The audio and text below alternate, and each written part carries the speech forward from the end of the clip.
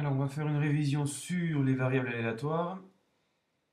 Donc, dans cet exercice, dans une urne, on a 8 jetons, 3 blancs, 5 rouges.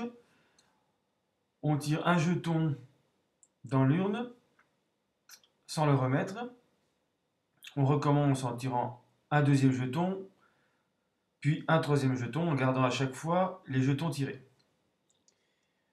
Donc, on va appeler grand X la variable aléatoire, qui après les 3 tirages donne le nombre de jetons blancs tirés. Donc, il faut donner la loi de X, son espérance et sa variance. Alors, comme le tirage est sans remise, à chaque fois les probabilités de tirer un jeton blanc vont changer, donc ça n'est pas une loi binomiale. On n'est pas dans le cadre d'une loi binomiale. Donc la seule façon de s'en sortir, c'est de faire un arbre avec les 3 tirages. Donc au départ, on peut tirer un jeton blanc ou un jeton rouge. Donc la probabilité, là, n'est pas compliquée, c'est 3 sur 8 pour les blancs, et puis 5 sur 8 pour les rouges. Alors ça va changer au deuxième tirage.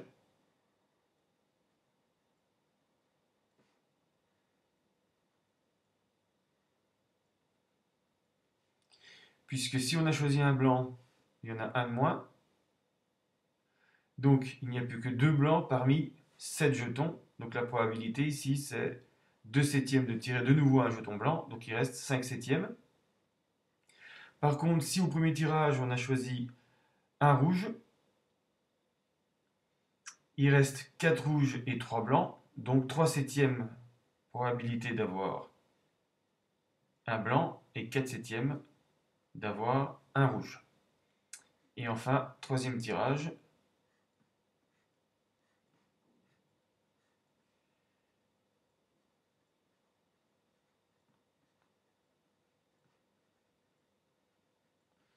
Si on a tiré au premier tirage 2 blancs, il ne reste plus qu'un sur les 6 jetons en présence, donc 1 sixième pour le blanc, 5 sixièmes pour le rouge.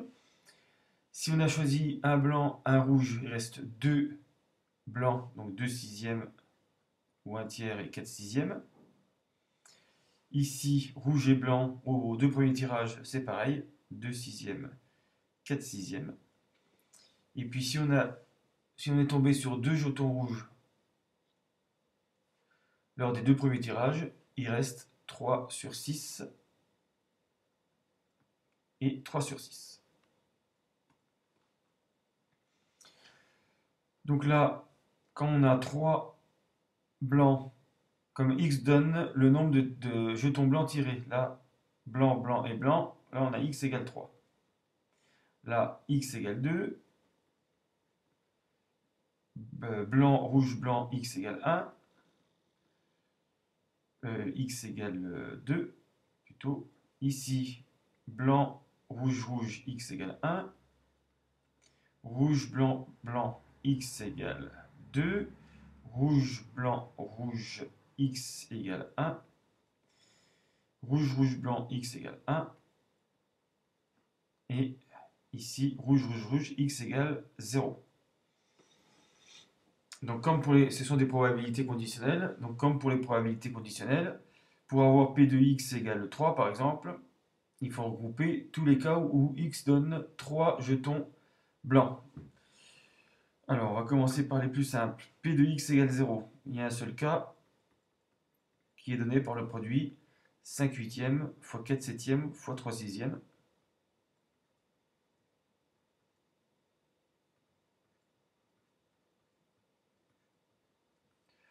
Ensuite, P de X égale 1. Alors ça va être plus compliqué que pour une loi binomiale parce que toutes les probabilités sont différentes. Donc ça donne, alors il y a 3 cas avec 1, 3 huitièmes par 5 septièmes par 4 sixièmes, plus le cas ici, 5 huitièmes par 3 septièmes par 4 sixièmes. Et le dernier cas, 5 huitièmes par 4 septièmes par 3 sixièmes. Ensuite, on pourrait recommencer avec P de x égale 2, mais si on trouve P de x égale 0, on pourra faire le dernier par différence avec 1. P de x égale 0, il y a un seul cas, on a déjà fait, P de x égale 3, un seul cas également, 3 huitièmes fois 2 septièmes fois 1 sixième.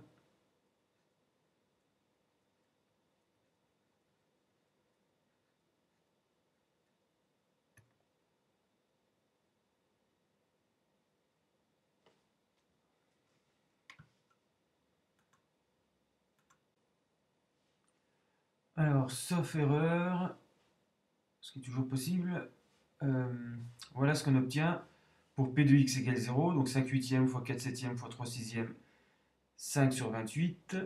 P de x égale 3, 1 sur 56, c'est plus facile à calculer. On avait calculé P de x égale 1.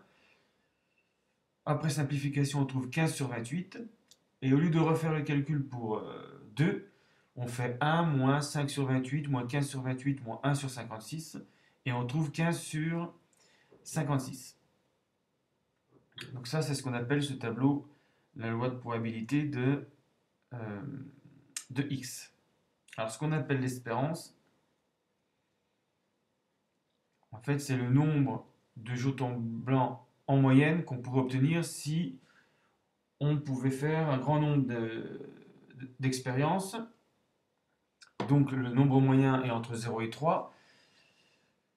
Et donc comme c'est une moyenne, on fait comme pour les séries statistiques, on calcule la moyenne de 0, 1, 2 et 3 affectés des coefficients 5 sur 28, 15 sur 28, 15 sur 56, 1 sur 56. C'est ce qu'on fait avec une série statistique avec des effectifs ou des fréquences.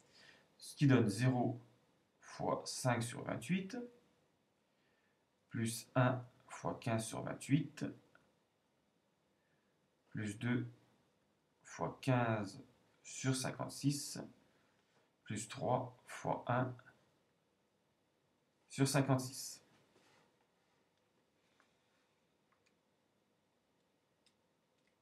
Et donc, une fois le calcul fait, on trouve 1,125. Donc, il y a un nombre exact. Donc, c'est l'espérance de x. Donc, en moyenne, sur un grand nombre de tirages, de 3 tirages de 3 jetons, en moyenne, on va récupérer 1,125 jetons blancs. Alors, pour la variance, c'est comme pour une série statistique. Donc, la méthode la plus rapide, c'est la moyenne des carrés moins le carré de la moyenne. Donc, le carré de la moyenne, ce sera 1,125 au carré. La moyenne des carrés, il suffit de reprendre la série statistique et de remplacer toutes les valeurs par leur carré. Donc 0 au carré, 1 au carré, 2 au carré, 3 au carré.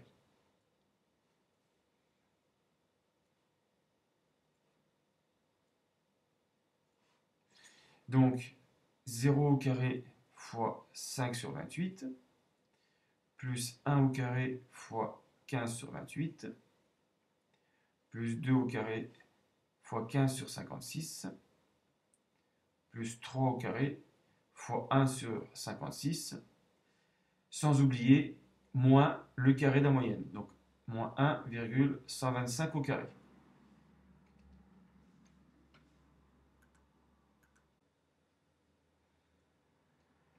Alors, une fois le calcul fait, on trouve 0,502. On peut prendre une valeur approchée, même si on pourrait garder une fraction. Donc c'est environ 0,502. Donc ça, c'est ce qu'on appelle la variance de la variable aléatoire grand X. Donc retenir, c'est la moyenne des carrés moins le carré de la moyenne. Ensuite, quand on vous demande l'écart type, c'est la racine carrée de la variance Donc racine de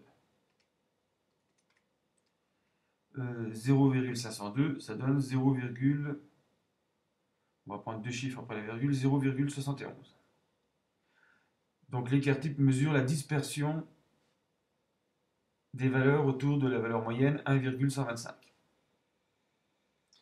Alors, si on est embêté par les calculs, on a toujours la possibilité d'utiliser le mode statistique des Casio DTI. On rentre les valeurs 0, 1, 2, 3, on entre dans les effectifs ou les fréquences les probabilités, et puis on calcule la moyenne et la variance de la série statistique, et la calculatrice va donner directement la moyenne 1,125, souvent annotée X avec une barre au-dessus, et puis va aussi donner, alors pas forcément la variance, mais au moins l'écart type, avec un sigma X comme notation sur les calculatrices. Donc tout ça peut se faire directement à la calculatrice.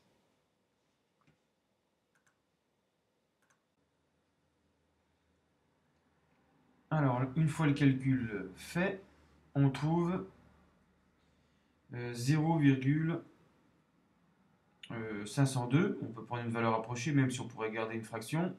Donc c'est environ 0,502. Donc ça, c'est ce qu'on appelle la variance de la variable aléatoire grand X. Donc retenir, c'est la moyenne des carrés moins le carré de la moyenne.